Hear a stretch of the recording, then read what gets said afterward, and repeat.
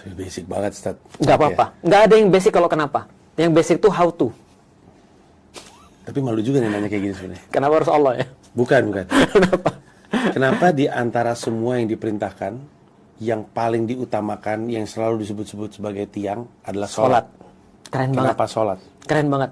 Jadi gini, setiap Gue malu nih ngomong kayak gini. Nggak apa-apa, itu bagus banget. Karena, Mas, banyak orang yang punya pertanyaan yang sama, tapi mereka nggak mau nanya. Makanya ada sebuah peribahasa Cina mengatakan, Sung Shang Sung, bukan. Kaget juga gue. Masih ada Cina aja nih gue lihat.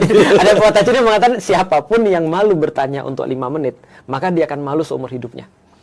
Jadi kebanyakan kita tuh justru mereka bahkan nggak punya jawaban atas kenapa mereka harus bertanya.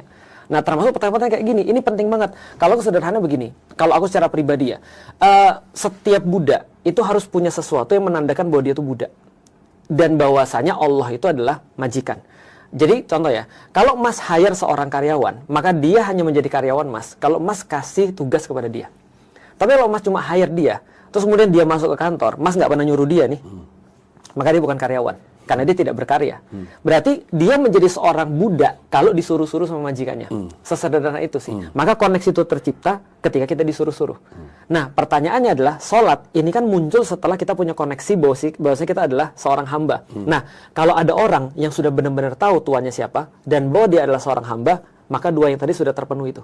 Maka berikutnya baru disuruh sholat. Karena setiap hamba memerlukan sebuah validasi bahwasanya dia seorang hamba. Maka seorang pecinta akan memerlukan validasi ketika dia mencintai seseorang.